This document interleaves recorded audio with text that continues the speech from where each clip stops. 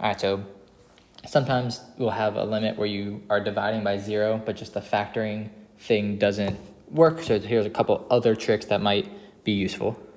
All right, so the first one is multiplying by the conjugate, which is something you actually may or may not have done in pre-calc, but it's something that you have the tools for. All right, so let's see what I actually mean by that.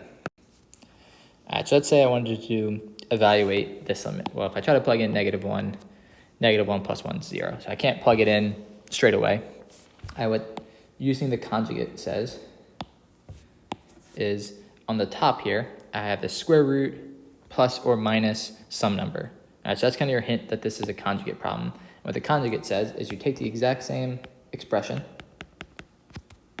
except for you do the opposite sign. Since I have a minus sign here, I'm going to put a plus sign there. And what we know is you have to multiply the top and bottom of a fraction by the same thing to keep it the same value. So let's see, so this is going to give me the limit.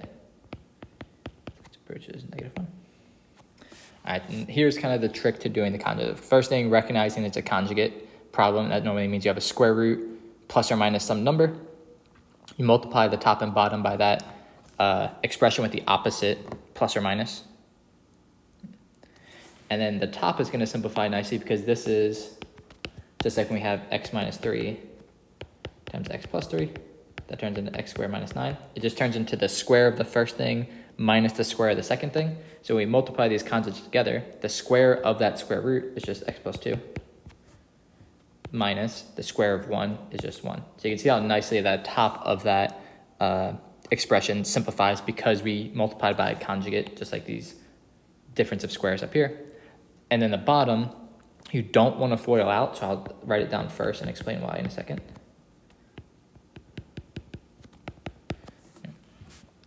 Our whole plan throughout this whole process is to get rid of x plus 1, because if we get rid of x plus 1 on the bottom, then I can hopefully actually plug in -1. That x plus 1 is what's keeping me from plugging in -1, so I need that to go away at some point. All right, so I want to keep it separate, so at some point I can get rid of it. And it's going to happen because the top simplifies down to x plus 1.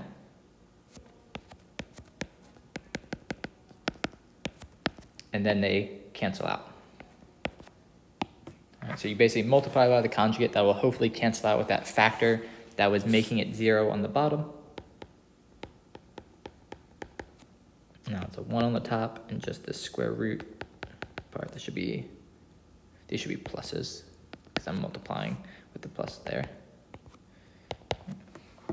And now that I get rid of the x plus 1, I can plug in -1.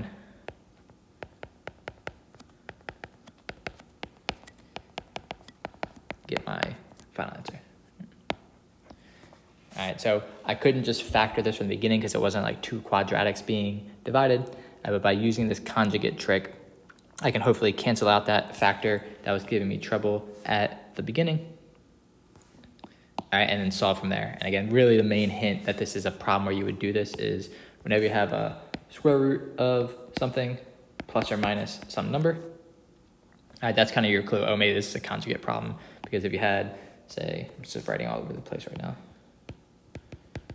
something like this in your limit problem, then you would know to multiply that by the same thing with the plus sign. All right, so that's your kind of hint that it's going to be a problem. You might have to do this, but now you kind of know how this is going to help you find the limit. All right, and then the last one is any other simplifying tricks you can think of that might get things to cancel out or combine things that are giving you trouble, anything like that. All right, so this last one, you might be able to tell what's going to happen because if you look at it, again, can't plug in 1 at the start because that would be dividing by 1. But it's very rare when we have kind of fractions within fractions. So really the first thing you might want to try in this one is simplifying the top of this fraction. All right, so if I can combine these two fractions, I'm going to get, so you have to multiply the first one by 2 and the second one by x plus 1.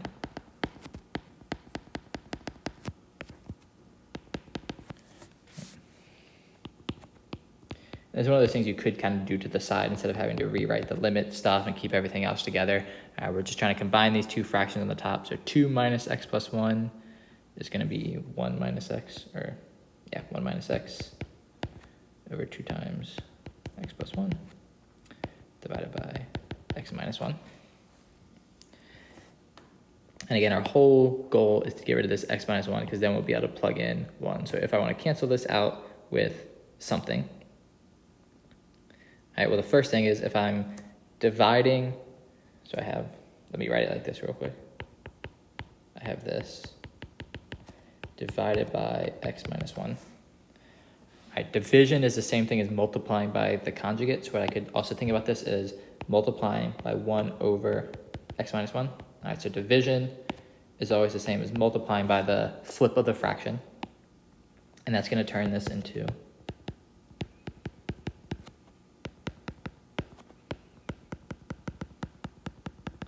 this expression.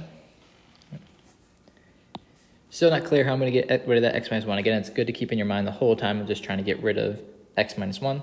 But what I can do is take this 1 minus x and turn that into negative x minus 1. Because if I distribute that negative, it turns back into that 1 minus x I had. And now I can see that goes away. Oops.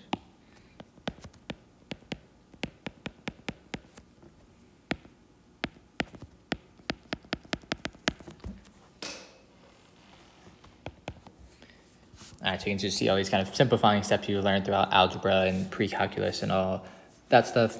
I just kind of getting things to cancel out, moving things around to help you out. And now that I got rid of that x minus 1 that was giving me trouble, now I can plug in 1.